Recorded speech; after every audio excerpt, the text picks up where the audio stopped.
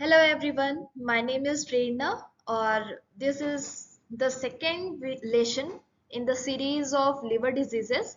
So last time हमने पढ़ा था कि what is jaundice, उसके कितने types होते हैं, कैसे वो होता है और आज हम पढ़ेंगे हेपेटाइटिस के बारे में कितने तरीके का हेपेटाइटिस होता है और वो कैसे कॉज होता है.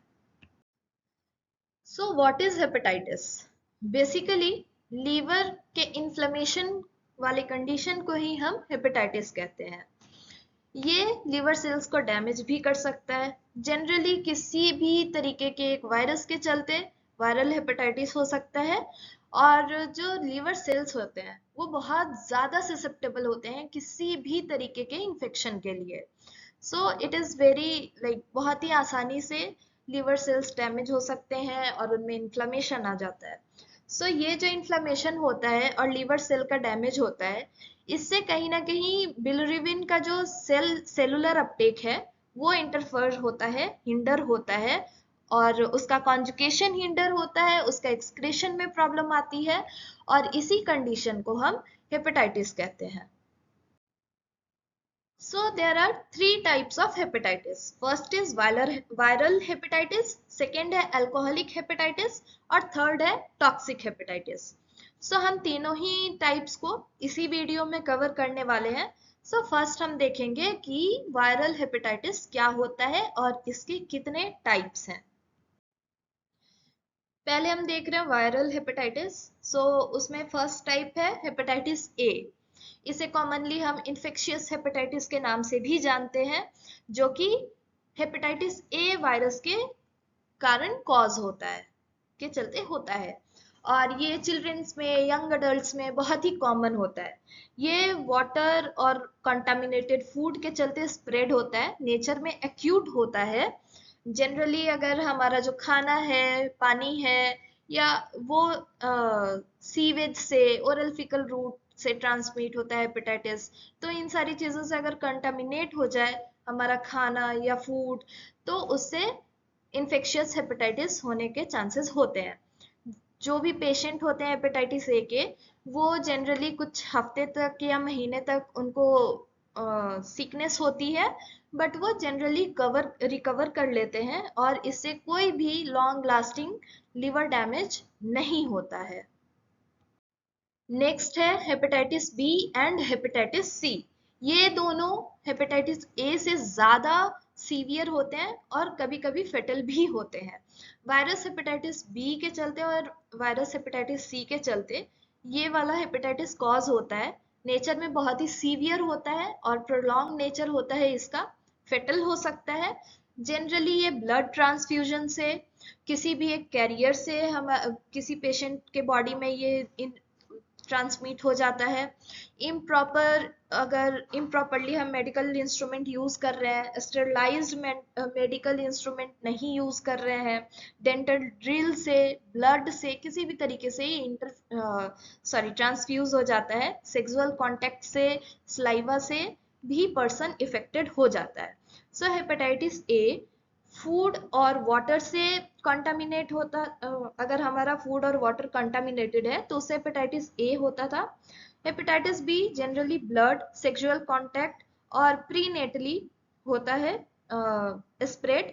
जनरली ये एक्यूट होता है या फिर सीवियर क्रॉनिक भी हो सकता है नेचर वाइज. और जो हेपेटाइटिस सी है वो जनरली ब्लड बॉर्न ही होता है, मतलब ब्लड ही कैरियर होता है और ये यूजुअली क्रोनिक होता है इन नेचर और ज्यादा फेटल होता है. Next is hepatitis D. इसे हम डेल्टा हेपेटाइटिस के नाम से भी जानते हैं. ये लीवर में इन्फेक्शन होने के चलते होता है एंड जनरली ये उन्हीं लोगों को होता है, उन्हीं पेशेंट्स को होता है जो ऑलरेडी हेपेटाइटिस बी वायरस से इन्फेक्टेड हैं. So basically hepatitis D requires को इन्फेक्शन विद हेपेटाइटिस बी. अगर कोई भी पर्सन जो कि हेपेटाइटिस डी वायरस से इन्फेक्टेड है, उसके उसका ब्लड या फिर उसके बॉडी का फ्लूइड किसी नॉर्मल पर्सन के बॉडी में एंटर करता है तो वो भी इससे इन्फेक्टेड हो सकता है. So this is hepatitis D. इसके सीवियर सिम्टम्स होते हैं, सीरियस इलनेस होता है और ये लाइफ लॉन्ग लीवर डैमेज कर सकता है, कभी कभी इसमें डेथ भी हो जाती है। People can become infected with both hepatitis B and hepatitis D virus at the same time. So इसे हम को इन्फेक्शन के नाम से भी जानते हैं। और हेपेटाइटिस डी, कोई भी पर्सन पहले हेपेटाइटिस बी से इन्फेक्टेड होता है, फिर उसे हेपेटाइटिस डी से इन्फेक्शन हो जाता है, और इसे हम सुपर इन्फेक्शन के नाम से जानते हैं। Next is hepatitis E. Hepatitis E भी ओरल फीकल रूट से ही ट्रांसमिट होता है, और इसमें कंटामिनेटेड वाटर जो है ये एक मेजर फैक्टर है, सबसे बड़ा कंट्रीब्यूटर है हेपेटाइटिस ई का। कोई भी जगह जो ओवर क्राउडेड है, अनसैनिटरी एरिया है, कंटामिनेटेड वाटर है, सही से वहाँ पे वाटर की फैसिलिटी नहीं है, फूड वहाँ पे अच्छे नहीं है, तो वहाँ के लोग हेपेटाइटिस ई से इन्फेक्टेड होते हैं। और hepatitis E generally acute form में होता है। So these are the types of viral hepatitis. So पहला था हेपेटाइटिस ई, जनरली वो कंटामिनेटेड फूड और वाटर से स्प्रेड होता है, नेचर में एक्यूट होता है। सेकेंड हेपेटाइटिस बी, जो कि ब्लड, सेक्सुअल कांटेक्ट और प्रीनेटली स्प्रेड होता है, और ये नेचर में एक्यूट और क्रोनिक दोनों होता है।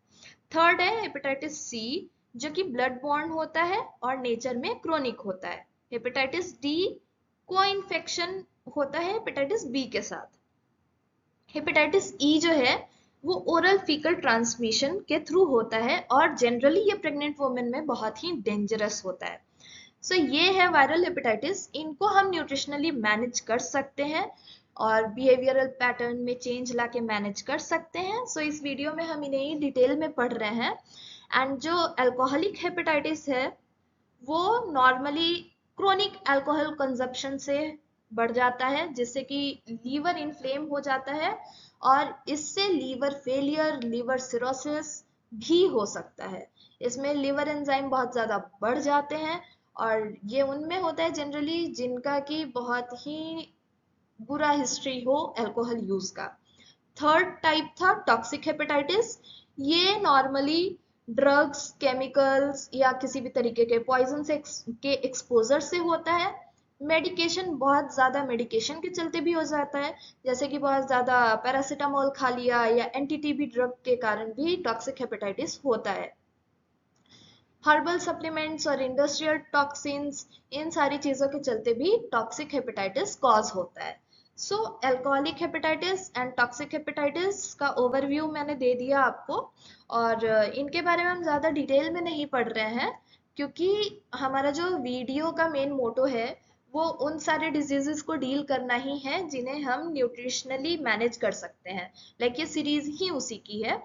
फॉर अल्कोहलिक हेपेटाइटिस और टॉक्सिक हेपेटाइटिस, इसका लेसन मैं अलग से एक दूसरे सीरीज में बनाकर अपलोड करूंगी। So this is what we learn about hepatitis, and thank you. I hope कि आपको ये लेसन समझ आया होगा। एंड आपको कोई भी कमेंट है, सजेशन है, किसी भी तरीके की क्वेरी है, तो आप प्लीज़ कमेंट बॉक्स में मुझसे शेयर करें। मैं ज़रूर कोशिश करूँगी कि उसका आंसर आपको दे पाऊँ और इम्प्रूवमेंट कर पाऊँ। Thank you. Like, share and subscribe this channel.